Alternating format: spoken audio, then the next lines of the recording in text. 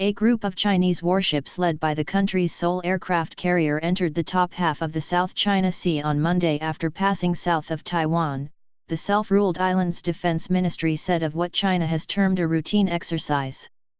The move comes amid renewed tension over Taiwan, which Beijing claims as its own, ineligible for state-to-state relations, following U.S. President-elect Donald Trump's telephone call with the island's president that upset Beijing. The Soviet-built Liaoning aircraft carrier has taken part in previous exercises, including some in the South China Sea, but China is years away from perfecting carrier operations similar to those the United States has practiced for decades. Taiwan's defense ministry said the carrier, accompanied by 5 vessels, passed southeast of the Pratas Islands, which are controlled by Taiwan, heading southwest.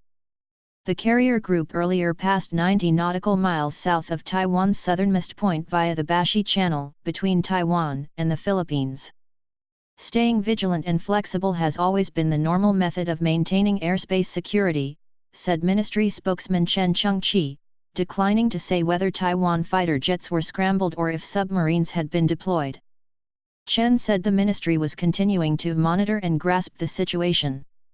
Senior Taiwan opposition nationalist lawmaker Johnny Chang said the Liaoning exercise was China's signal to the United States that it has broken through the first island chain, an area that includes Japan's Ryukyu Islands and Taiwan.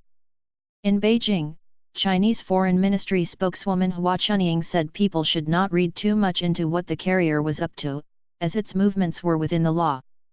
Our Liaoning should enjoy in accordance with the law freedom of navigation and overflight as set by international law, and we hope all sides can respect this right of China's, she told a daily news briefing.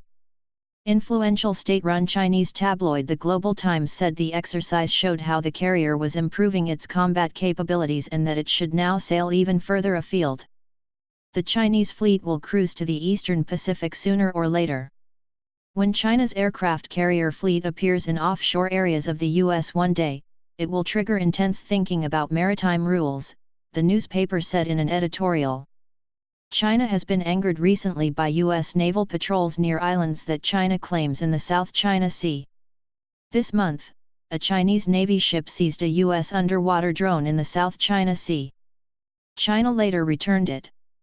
Japan said late on Sunday it had spotted 6 Chinese naval vessels including the Liaoning traveling through the passage between Miyako and Okinawa and into the Pacific.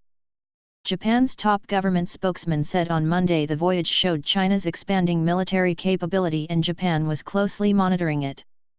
China's Air Force conducted long-range drills this month above the East and South China Seas that rattled Japan and Taiwan.